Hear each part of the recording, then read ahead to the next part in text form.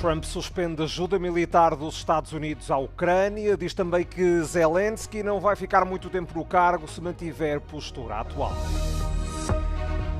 Uma escalada fabricada é a reação de Friedrich Merz ao confronto entre Trump e Zelensky na Casa Branca. Ataques russos durante a noite em Odessa fazem 4 feridos, danificam também infraestruturas energéticas e edifícios residenciais. Pelo menos 2 mortos e vários feridos após carro avançar contra a multidão na cidade alemã de Mannheim. Israel suspende a entrada de ajuda alimentar em Gaza, cresce a preocupação com a fome no enclave. Donald Trump suspendeu a assistência militar dos Estados Unidos à Ucrânia. A decisão foi tomada na sequência do confronto verbal que o presidente norte-americano teve com Volodymyr Zelensky na última sexta-feira na Sala Oval. Um funcionário da Casa Branca disse que Trump espera que a medida pressione Zelensky a encetar conversações de paz com a Rússia. Isto depois do presidente ucraniano ter declarado que o fim da guerra está ainda muito longe. Numa conferência de imprensa, Trump voltou a endurecer o tom da mensagem dirigida a Kiev. Somebody doesn't want to make a deal, and if somebody doesn't want to make a deal, I think that person won't be around very long. That person will not be listened to very long, because I believe that Russia wants to make a deal. Já Zelensky afirma que não se pode confiar em Vladimir Putin para manter um cessar-fogo. Deixa ainda claro que os ucranianos não vão depor as armas sem garantias de segurança dos Estados Unidos e da Europa. O mal-estar entre Trump e Zelensky também colocou em dúvida um potencial acordo entre Estados Unidos e Ucrânia sobre os minerais das terras raras, embora Trump tenha dito na segunda-feira que se trata de um grande negócio. A interrupção da ajuda militar não é vista como o fim permanente da assistência dos Estados Unidos à Ucrânia.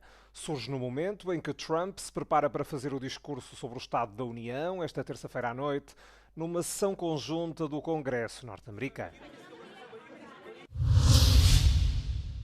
A Presidente da Comissão Europeia, Ursula von der Leyen, anunciou esta terça-feira um plano para rearmar a Europa, que poderá levar os Estados-membros a mobilizar até 800 mil milhões de euros para esse fim. Uma proposta que será discutida pelos líderes dos 27 países da União numa cimeira extraordinária dedicada à defesa agendada para quinta-feira.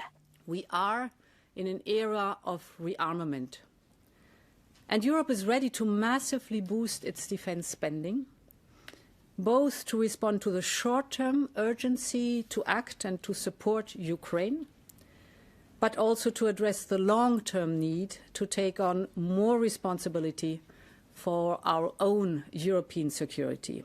Von der Leyen explicou que cerca de 150 mil milhões de euros poderiam derivar de um novo instrumento, de modo a que os Estados-membros pudessem financiar investimentos conjuntos na defesa. Mas durante o anúncio não esclareceu como é que esse dinheiro seria obtido, nem respondeu às perguntas dos jornalistas. No entanto, Bruxelas espera que a maior parte dos fundos, cerca de 650 mil milhões, provenha dos orçamentos nacionais. Por isso, von der Leyen propôs uma flexibilização das regras orçamentais, de modo a permitir que os países aumentem as despesas com a defesa, embora limitadas a um adicional de 1,5% do PIB. A Presidente da Comissão Europeia defendeu ainda o recurso a uma parte do orçamento da União para a coesão e a mobilização de capitais privados. Friedrich Merz comentou o confronto entre Trump e Zelensky. Numa conferência de imprensa, em Hamburgo, disse que esta escalada foi fabricada pelo lado norte-americano. Não foi uma reação espontânea às intervenções do presidente ucraniano durante o encontro. Merz, que vai provavelmente ser o próximo chanceler da Alemanha, disse que este episódio foi um alerta, mostra que a Europa tem de ser mais independente em termos de segurança. Na sexta-feira, o presidente e o vice-presidente dos Estados Unidos repreenderam o homólogo ucraniano Volodymyr Zelensky. A discussão acabou por levar à saída de Zelensky da Casa Branca, sem que fosse assinado o acordo de exploração de terras raras, conforme o que estava acordado. Acabou também por dar mais relevância à cimeira de domingo em Londres, o encontro em que vários líderes europeus e o primeiro-ministro canadiano discutiram a situação na Ucrânia. Para já, o Reino Unido e a França disseram que vão trabalhar num plano de cessar-fogo para depois apresentarem aos Estados Unidos e até propõem o envio de tropas para o terreno depois de uma trégua. Também os líderes presentes na Cimeira de Londres concordaram investir mais na defesa para conseguir alcançar a paz. O primeiro-ministro britânico diz que, se for preciso, vai haver botas no chão e aviões no ar.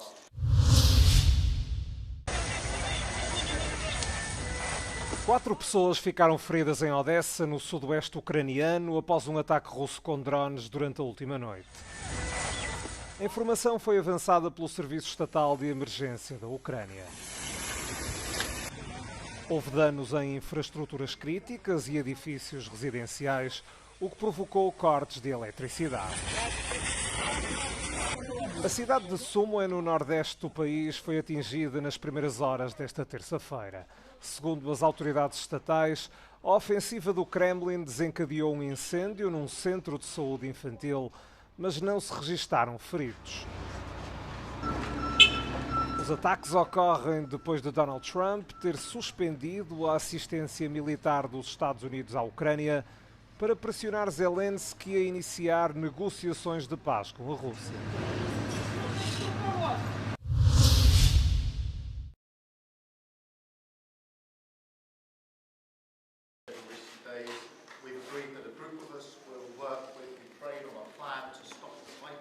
Garantias de segurança para a Ucrânia. A expressão está ainda mais na boca dos líderes europeus depois da reunião de domingo em Londres de cerca de 15 aliados de Kiev.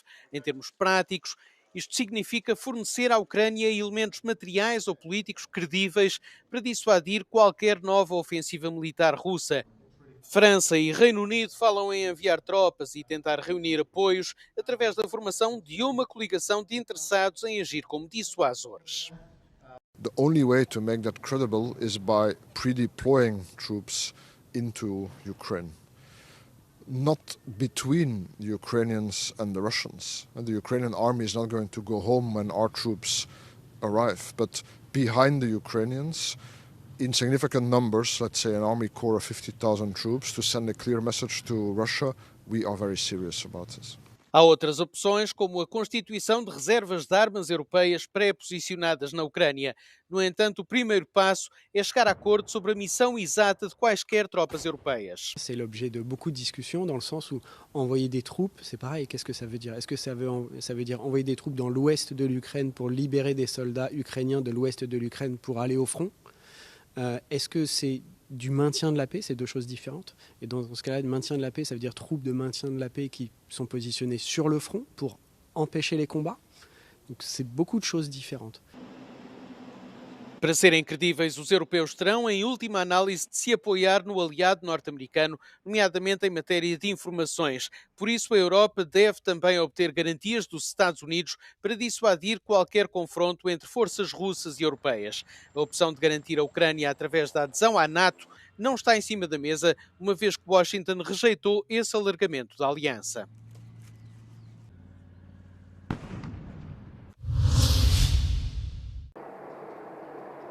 Pelo menos uma pessoa morreu e várias ficaram feridas depois de um carro ter avançado sobre uma multidão na cidade alemã de Mannheim, segundo as autoridades locais.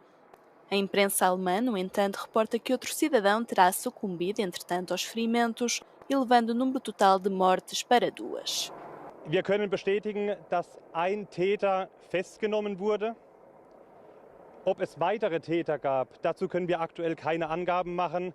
Die Ermittlungen laufen noch auf Hochtouren. Os meios de comunicação social locais referem que um veículo preto entrou a alta velocidade numa rua pedonal perto do local onde se realizava um mercado de carnaval. Sendo que o suspeito, que de acordo com as autoridades se trata de um cidadão alemão de 40 anos, encontra-se agora sob custódia policial. As causas do sucedido ainda não são conhecidas. O incidente ocorreu apenas 2 semanas depois de 2 pessoas terem morrido num atropelamento em Munique. Enquanto cá fora os fiéis rezam pelo Papa, lá dentro, na Policlínica Gemelli, as notícias não são animadoras. O Papa Francisco teve 2 novas crises respiratórias agudas e passou a ter o apoio de ventilação mecânica não invasiva para respirar. Os médicos também retiraram grandes quantidades de líquido dos pulmões, líquido que é a resposta do organismo à doença inicial e não uma nova infecção. Apesar deste revés, o Papa está em alerta e a cooperar com o pessoal médico durante estes procedimentos. Mas tem também muitas fragilidades. Além da idade avançada, tem 88 anos, foi-lhe retirada uma parte do pulmão quando era jovem. O Papa Francisco está internado neste hospital há mais de 2 semanas, inicialmente para ser tratado uma infecção respiratória, depois a situação clínica complicou-se. Esta é a ausência mais longa durante este papado, que já leva 12 anos. Como se não bastasse não comer até ao pôr do sol, os palestinianos em Gaza estão agora preocupados com a hipótese de não poderem simplesmente comer. Com a chegada do mês do Ramadão e a primeira fase do cessar-fogo a terminar, Israel decidiu suspender a entrada de toda a ajuda alimentar e de outros bens no enclave. حتزيد السوق فوق السوق اللي احنا موجودين فيه يعني هو حالنا اصلا في وجود فتح المعابر مش حسن فما بالك لو سكروا المعابر حيكون تزداد الامور سوءا فوق السوء ما فيش حاجه يعني كويسه اصلا في البلد كله. A etapa inicial do cessar-fogo entre Israel e o Hamas registrou um aumento da ajuda humanitária depois de um longo período de fome. Mas agora, sem acordo à vista sobre a segunda fase, teme-se o agravamento de uma situação já de si alarmante após mais de 15 meses de guerra.